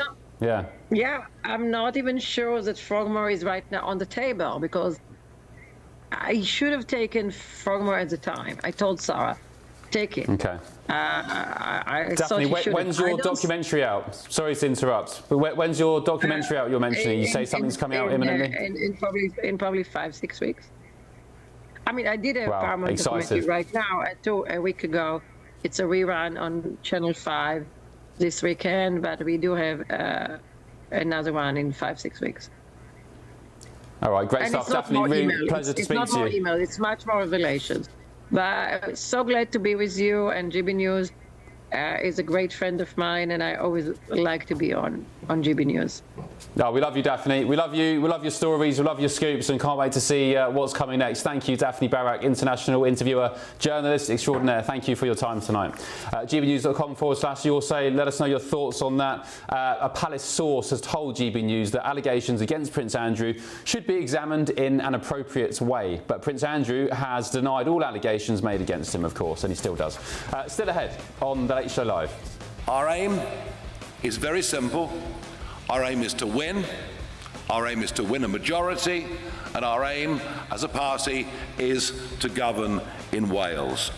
Of course, it's the biggest story of the night. It could be the biggest story of the coming weeks. The Caerphilly by-election continues to unravel right now. Stay with us as we bring you the crucial developments on what is said to be a historic event in British politics. Who will it be? Labour, Plaid, Reform? You'll find out imminently. But here's a story just for you. I love this one. The Trump administration is trolling Democrats in classic Trump fashion.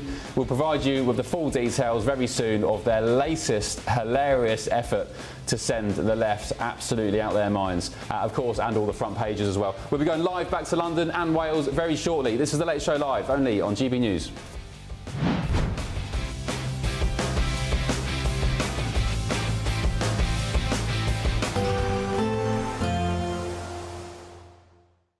Expect warm spells with the odd rude interruption. Box Boilers sponsors the weather on GB News.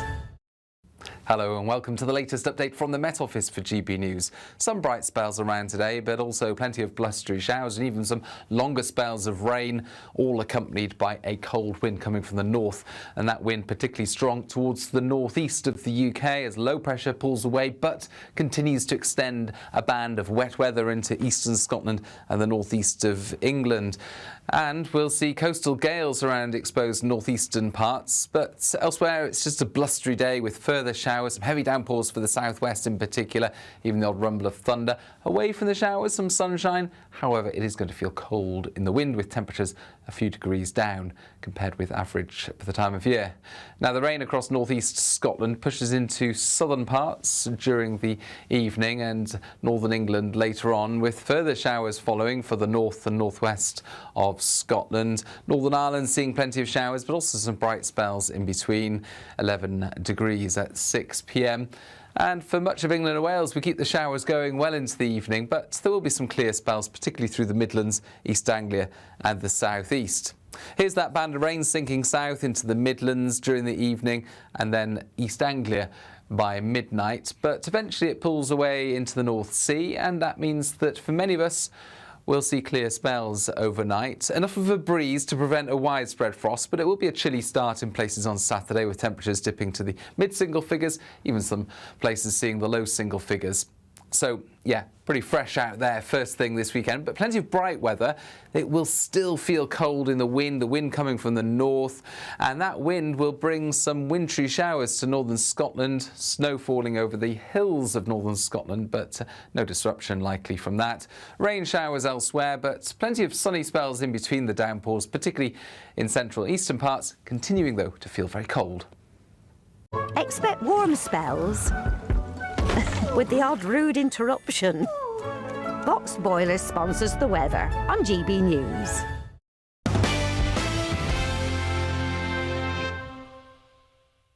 Hello, welcome back to The Late Show Live with me, Ben Leo. Let's look at the front pages hitting the shelves in Britain tomorrow. The Metro dubs it quittable, with the paper speculating on whether it could mean Strictly Come Dancing on the BBC is coming to an end. Apparently, Claudia Winkleman and Tess, they're off. I don't care. Hilary doesn't care. It's a great show, very popular, and the US version is great as well. So yeah, and most people love it, but yeah, I don't waste my time on rubbish. Well, yeah. In other news, The Guardian is reporting that Rachel Reeves may break one of Labour's key manifesto pledges. This is a massive story. Besides the by-election tonight in Wales, this is huge. By raising income tax in next month's budget. Of course, income tax was the one thing that they promised not to raise. They've been banging on about it for 15 months, and now they've delivered absolutely no growth, devoid of ideas and inspiration. They're now breaking manifesto pledges. Absolute disgrace. The Daily Telegraph reports that Sir Keir Starmer is under fire as he's told to end the so-called show trials of Troubles veterans. It comes after a former paratrooper was cleared of murdering civilians on Bloody Sunday, and the Independent Health Secretary Wes Streeting has told the Independent that fresh strikes by doctors are a slap in the face for the NHS, and Nigel Farage will be the only beneficiary. Maybe you should have thought about that before whacking them with massive public sector pay rises, eh? Who would have thought they and every man and his dog would have come back for more pay rises? Here in the US, the New York Post reports that 13 alleged mobsters have been busted alongside NBA stars and coaches in what prosecutors and the FBI are calling a sweeping, historic gambling takedown which threatens to rock, well, it has rocked, basketball here in America. Let me know your thoughts on those. gbnews.com/your say. Somebody, Peter Jeffries, you've just written a very entertaining, it was a hilarious comment on Prince Andrew, which I won't be reading on air, but just to let you know, Peter, I've read it and it's great. Thank you for that. The Trump administration is trolling Democrats. This is another great story.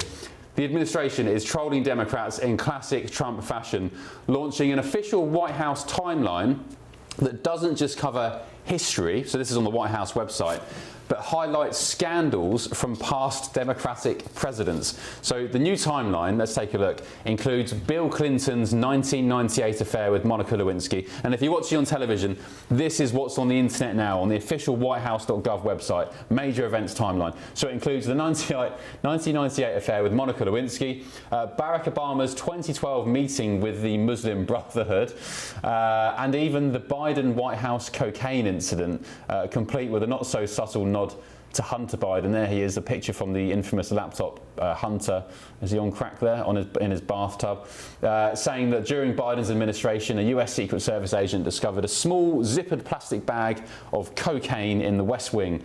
And in 2024, there's a mention of the Trans Day of Visibility, a picture there of President Joe Biden at the time with some trans influencers. And it was a shocking day, actually. It reminded me, the Transgender Day of Influence, sorry, the Transgender Day of Visibility that Joe Biden cooked up was named on the same day as Easter Sunday, which, for me, Ashley Bracefield, reporter for the Daily Caller, welcome back, and Hilary Ford-Which, I mean, that was quite demonic, that Trans Day of Visibility on the Easter Sunday. Yeah, very disturbing. I think just disrespectful to be on the White House grounds in general and being allowed to do that. You have multiple indications of this. You know, the Times even did a piece on this today about the West Wing specifically, or the East Wing, excuse me, and they talked about, you know, what are the major events that have happened. Well, Dick Cheney was taken to the East Wing during 9/11. That's the best they could come up with for, you know, keeping this wing specifically. And, you know, the White House is obviously doing trolling. It's really great to have a president in office that can, you know, make a joke, actually. So they're knocking down part of the East Wing to make this $200 million ballroom, right? That's why. So basically, the White House today came out with this sort of trolling of events because they're getting so much flack from critics for building this ballroom. That's right. Well, basically, it's controversial because they're saying they're destroying history just for something for Trump's ego. But what he's showing is he's showing what history, and he's showing the kind of history that's taken place there and how despicable and how disgusting it's been. Yeah. And actually, I do think this is going to be good for the White House because every president has actually campaigned throughout history that there hasn't been the space to host the right kind of dignitaries and what we've needed to do over the years. Right, and left-wing media is even, you know, this building was not built in 1776. Actually, the British burned it down. It's only been there for about 123 years total, so that's with the East Wing. So I think this dramatic you know, presence on social media about this being torn down, the pictures, it's not actually pushback. put in place right next to the White House specifically. So, yes. And I will tell you, the person that actually was the most vocal about there not being enough space to entertain was Jackie Kennedy. Yes. Yeah.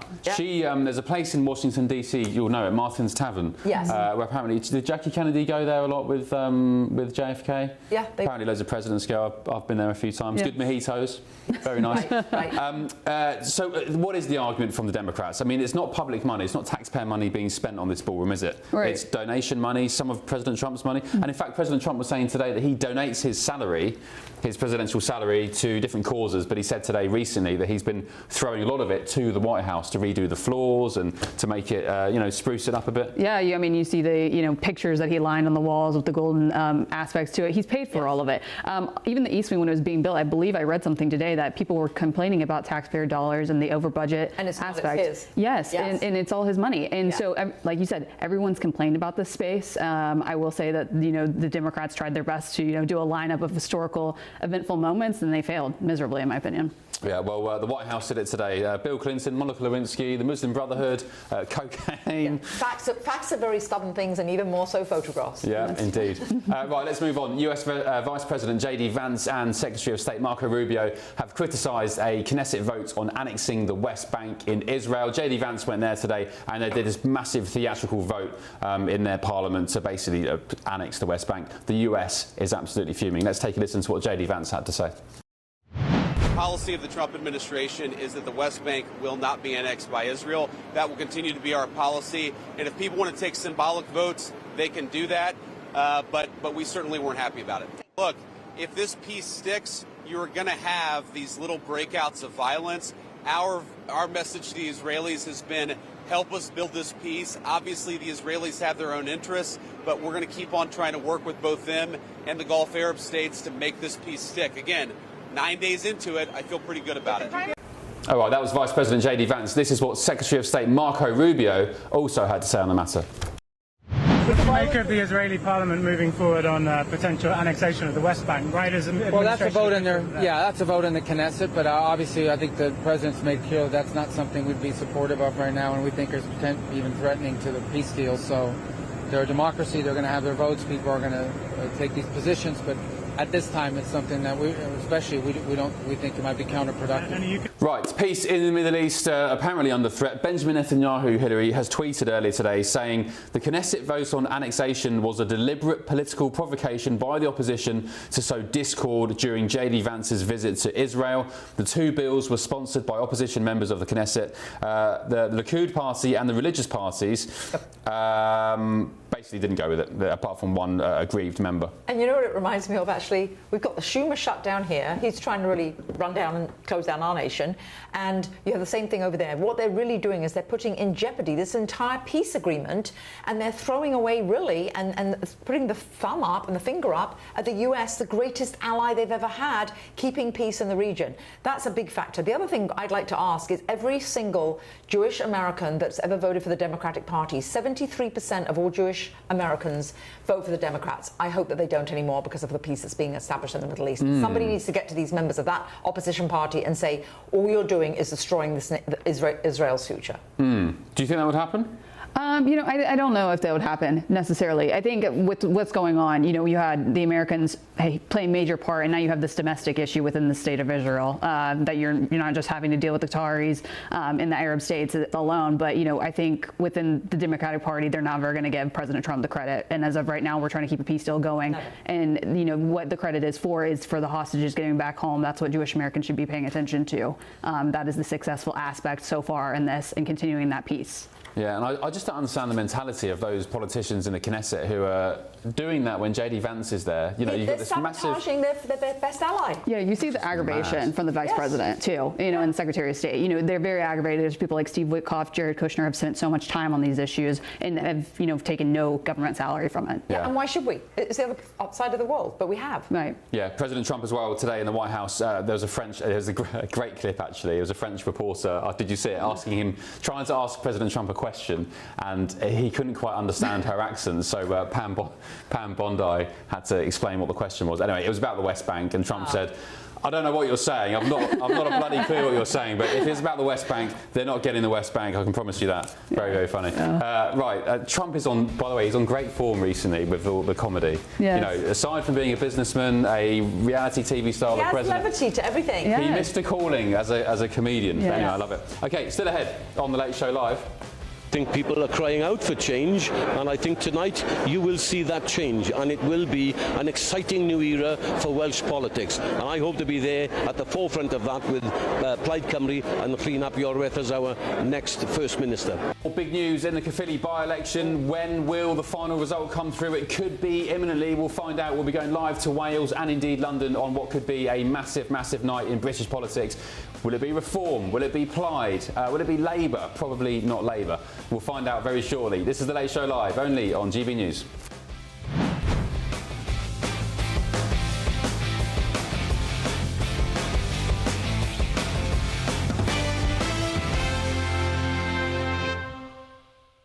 Our aim is very simple.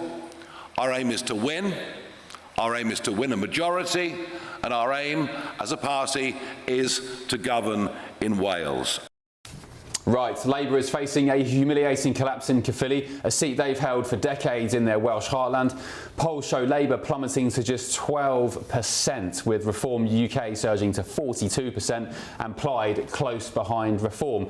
Third place for Labour, let's be straight about this. Third place isn't just defeat, it's total destruction. And Nigel Farage is connecting with working class voters who feel forgotten by the establishment. And Caerphilly, I argue, could be the place that signals a wider political shift in Britain. Let's get more now from GB News political correspondent Catherine Forster, who is in Caerphilly now. Catherine, what's going on? Any sign yet of a result? And could we maybe get a recount at some point if it is that close? Yes, well, there's a political earthquake unfolding here in Caerphilly because this is a seat that has been solidly Labour for 100 years and since 1999 when the Senedd was founded. Always Labour. We don't know for sure who's going to win, but we know that it will not be Labour. It's been a two-horse race between Reform and Plaid. Now, the polling did suggest that Reform were ahead on about 42%. And Plaid a little bit behind, but as the evening has gone on, Reform looking less confident and Plaid increasingly more so. Their leader has arrived in the last half hour or so, looking pretty chipper. He said it's fair to say that things are looking pretty positive, and in the last 10 minutes or so, they've tested the microphone where the declaration will be just behind the camera.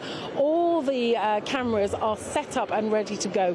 We could have an announcement in the next 10, 15, 20 minutes. But in the meantime, let's talk to Lauren McKevitt. She is a former Conservative advisor and co-host of the Welsh Politics podcast. Lauren, thank you so much for talking to us this evening or this morning on GB News. Clearly, it's gone horribly wrong for Labour, but it looks like it might be going right for Plaid. Why do you think that might be?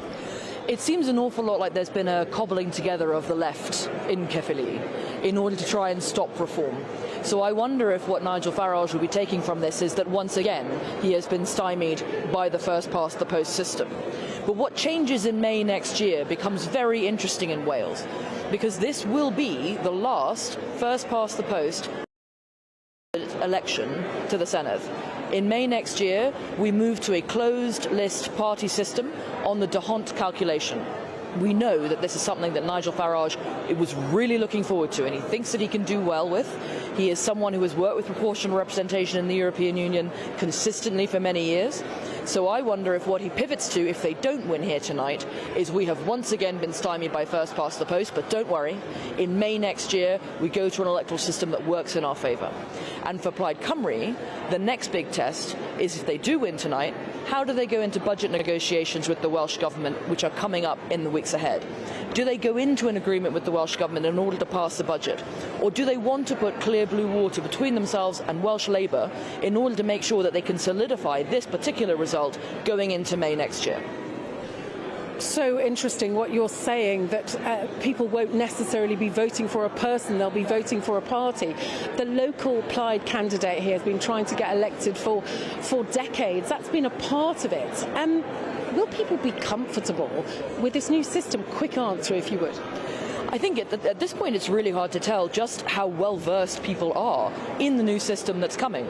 Lindsay Whittle is an incredibly popular local candidate. He's on the council, he's stood in multiple elections going back several decades. But if his name is not on the ballot next May, what does that mean for people going into the ballot box and feeling confused by what's on the ballot? Now, this was a new system created by Mark Drakeford in an internal Labour Party stitch-up. And what that means for them previously is, well, we think we can put our apparatchiks onto a closed list and get them elected regardless. What it means now is a party like Reform doesn't have to say who its Welsh leader is, doesn't have to declare who its candidates are, is able to ride on the Nigel Farage coattails for a lot longer than they would be able to on a first-past-the-post named constituency MP list. It is a very different electoral system. It's very hard to see how that shakes down. One of the interesting things tonight is how big the turnout is. And if that large turnout is favouring Plaid Cymru instead of Reform, I think Reform need to really consider looking again at their strategy going into next May. Because if what they've previously been hoping is that just a large polling figure is indicative of a win, and yet what they're being stymied by is a coalition of the left attempting to stop them, they're going to have to start to look for voters who have previously never shown up at Senedd and previously Assembly elections because they don't believe that this is an institution that could exist. They are supportive of the Senedd, but if they continue to support it, they will not get those votes to show up for them. Lauren McKevitt, thank you very much for talking to us indeed. Absolutely fascinating. Huge changes coming here to the Senedd next year in the way that the system operates, and also very clearly in terms of the parties likely to be elected. It looks like we could get the declaration sooner rather than later. We will come to you, of course, as soon as it's happening. Thanks, Catherine. Great stuff. Let's go live to London now. Tom Harwood is there with his panel. Tom, you said a short while ago you'd eat your hat if Labour won tonight. I've got one here from the National Press Club in Washington, D.C. Are we posting it straight to you if Labour have success tonight? Ben, it's not just that hat I'll happily eat. I'll eat any hat that any viewer wishes to send in if Labour cling on in Caerphilly tonight. But, of course, ready and willing to be interrupted if this declaration comes. And it does sound like, from Catherine, that it could come very soon. So with that proviso, let's jump straight to my panel. Oliver Lewis, the former Reform Wales spokesman, and the broadcasters and journalists Michael Crick and Linda Jubilee. It does seem, Oliver, like, looking at the interview that Catherine just did with Lauren there at the Count, I was looking behind them at some of those Reform Party people with the rosettes on. The body language was telling me they weren't particularly confident. It's clearly going to be very close. I think the result was always going to be quite close, and maybe if Plaid have pipped it, obviously it would be a disappointment for the party. Having said that, I think we're talking about the number of votes that the Reform candidate won in the Senedd race in 2021 for this seat. It's 300, 400 votes. So to go from 400 to, I don't know what Clear may receive, if he wins, 12, 13,000 votes, or even if we go to 9 or 10,000 votes, that's still a huge achievement. In 2021, when I stood for the Welsh Parliament, I got 600 votes. 2024 general election, I got almost 9,000.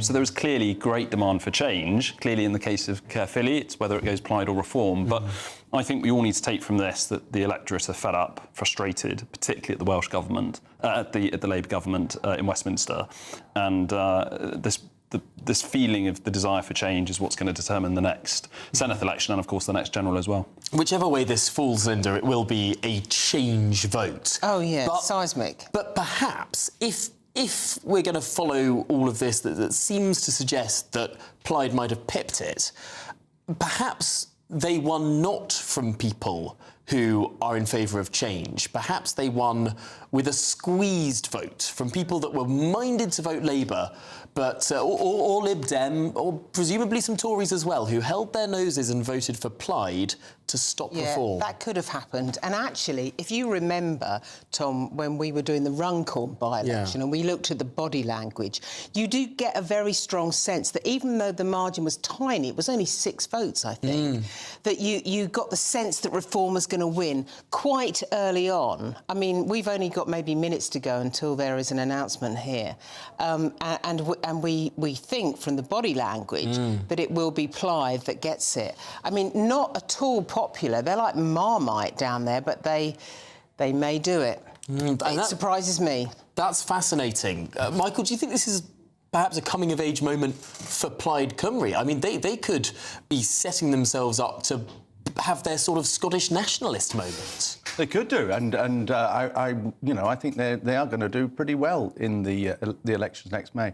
But you were saying earlier how you didn't expect to eat your hat because Labour weren't going to win. But in a way, if Plaid win tonight, Labour are going to be delighted because they will have thwarted reform. Yes. And they will be thinking, if we can do it here, this is what happened to Farage back in Thanet, back in 2015, that the other parties ganged up on him, and this is a pattern that could be repeated across the country in 2028 or 2029 when it is. And there's going to be far more tactical voting in that election than we've ever seen before. On that point. So it would give Labour hope, even though they're doing appallingly in the polls and they're doing appallingly in this by-election. This is such a good point because, of course, Reform have a 10-point lead, if you're to believe a sort of rough polling average, on 30 to 35%, depending on which poll you look at.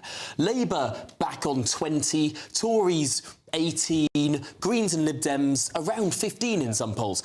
But of course, that 10-point lead in any given seat could be overwhelmed by a sort of Lilliputian effort to take down Gulliver.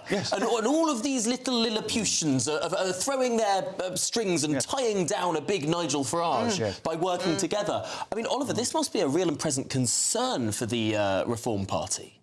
Well, I think my takeaway is politics and government in this country, it's not just who is with you and who's behind you, but it's who is against you as well. And you have to bring everybody with you to govern. Starmer is forming a government on such a low share of the vote, unlike that for Blair, certainly in his early years, and unlike, of course, Mrs Thatcher, or going further back, Attlee and so on, and Howard Wilson, where there was a broad consensus that this type of change that leader represented was change that most people wanted, meant that those leaders were able to bring some Lib Dem voters with them, some Labour voters. So in first past the post, especially, you've always got to think about what the opposition are thinking as well. Well, this is turning into an absolutely fascinating and perhaps still slightly unpredictable night. These numbers will matter a lot, but we're going to hand back to Ben Leo in Washington to clear up what seems to be an absolutely fascinating evening.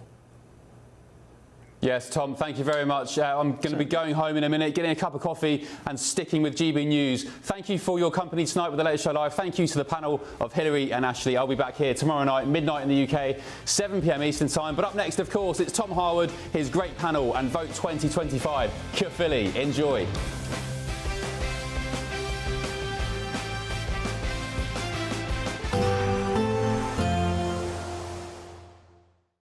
Today, clouds overhead, total zen within.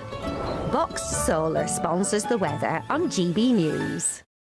Hello and welcome to the latest update from the Met Office for GB News. Some bright spells around today, but also plenty of blustery showers and even some longer spells of rain, all accompanied by a cold wind coming from the north. And that wind particularly strong towards the northeast of the UK as low pressure pulls away, but continues to extend a band of wet weather into eastern Scotland and the northeast of England. And we'll see coastal gales around exposed northeastern parts, but elsewhere it's just a blustery day with further showers, some heavy